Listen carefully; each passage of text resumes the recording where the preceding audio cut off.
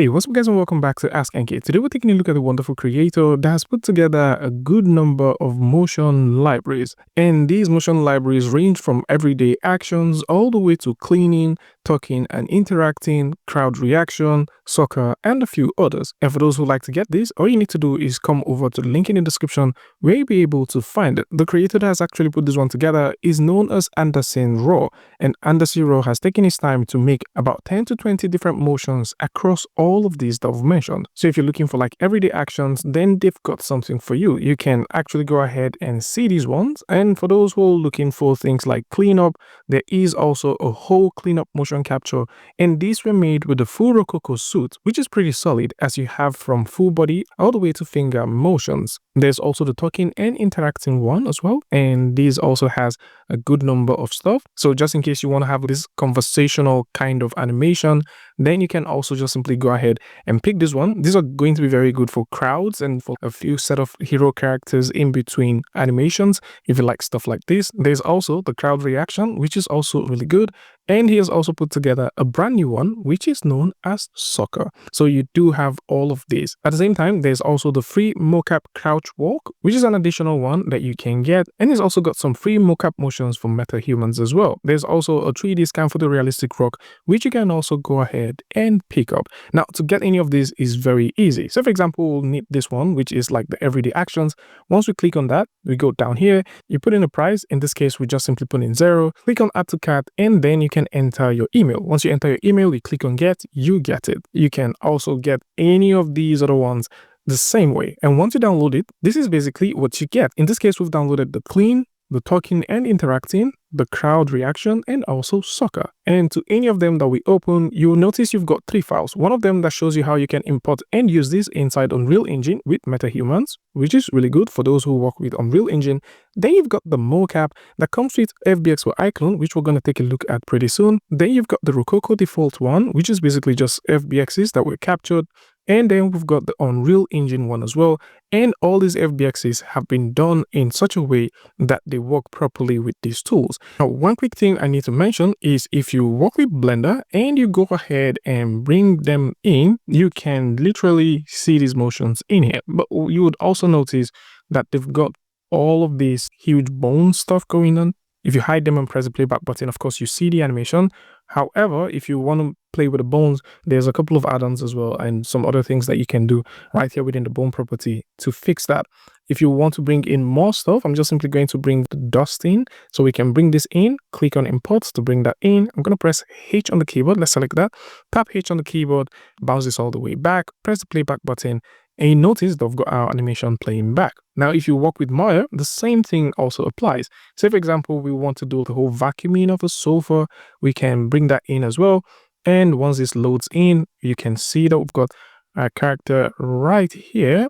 And if we go ahead and press the playback button, which is Alt and V, you notice it plays back really quick. Now, if you do have this issue when working with Maya, how you fix this is very simple. Go over to the settings, which you find here. Of course, you can easily also access this by going over to Windows, go all the way to settings and preference, and go over to preference. It still brings you right here. But because we want to do things quickly, click right here. It brings you over to the timeline slider. And from here, you need to change the playback from playback every frame to 24 frames per second times 1. Save that, press the playback button one more time, and you have yourself that nice, cool animation. And with these tools, like we've just seen, you can go ahead and throw in an animation layer. Say, for example, maybe you like the hands to do something else. Maybe you like the neck to move in a certain way. With your animation layers, you can make all of that modifications. And this is also something that you don't necessarily have inside of Blender at this point. However, if you want to get that going, you can also use an add-on, which is called animation layers, by the way, and you can use that to get things going. And if you work with iClone, of course, you can also go ahead and work with these. Like in this case, we do have our model right here. We would go in and take a look at one of those iClone ones. Let's take a look at something else. We've actually looked at the cleaning one a lot. So maybe a talking and interacting one, we'll go over to the Mocap, go over to iClones, we might get one that has to do with stand, agree, and walk. So we click, drag, and drop these onto the character. And that's basically how easy it is for you to characterize stuff in iClone. So you drag, drop into your character, and then it's going to ask you if you like to convert all of those bones to fit into what you've got here. Click on convert, that does the conversion, press the playback button, and then you have it right here. And just like we talked about for both Maya and also for Blender, if you would like to make modifications to your character, let's say the motion, there are certain things you like to make changes to, of course you can. You can definitely just go over here, go over to where you have your edit motion layer, go over here to where you have your animation layer, and you notice that automatically it has added an extra layer, which is where all of your corrections would be. And so with this, you can now make changes and just key those changes however you want. And you can make any of these changes, manipulate the character to do whatever you want at any point in time. And just make sure to set the key when you're done making those changes.